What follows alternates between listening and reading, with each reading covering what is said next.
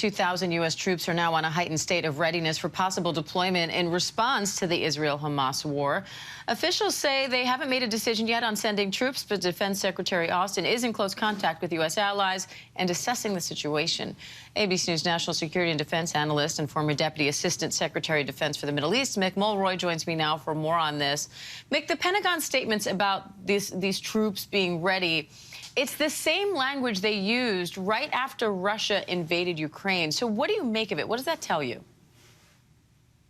So, Diane, I think it's the same kind of message. No escalation, no expansion, because the United States has not only superior military capacity, but we have the ability to project it anywhere in the world better than any other military.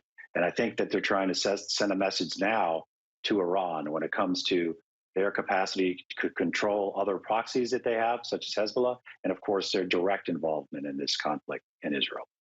Mick, as Martha mentioned, these aren't combat troops. They're military personnel with capabilities like advising, support, medical support. So what would these units do if they were deployed, and how does that constitute a show of force if these aren't the troops that would go in for combat? So, of course, we also have two carrier strike groups, one that's there and one that's en route. That is unprecedented in size and scope for having that level of capacity in the Eastern Mediterranean. I mean, combined, that's 16 squadrons of fighter and support aircraft, for example. And we have a Marine Expeditionary Unit that's going in that direction. So there is combat power there.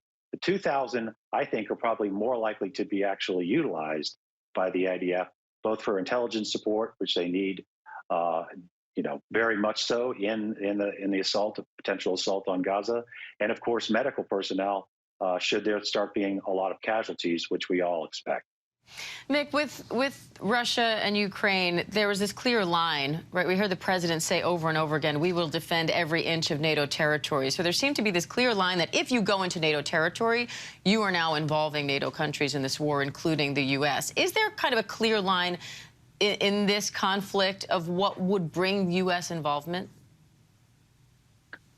So I do think that's something that's being worked out between the White House and the Pentagon right now, so they at least internally know the triggers that General Kurilla at CENTCOM would need to have before direct engagement. I don't know if that's going to be public.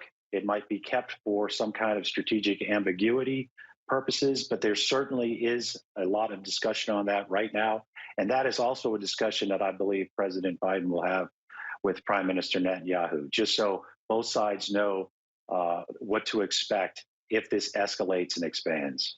And Mick, the Pentagon says even if these support troops are deployed, they won't be going to Israel. Why not? So it might be that they can support outside of Israel. Perhaps it might be a space issue. Perhaps they don't want to put U.S. troops directly in a situation where they might be engaged, drawing the United States directly into the conflict.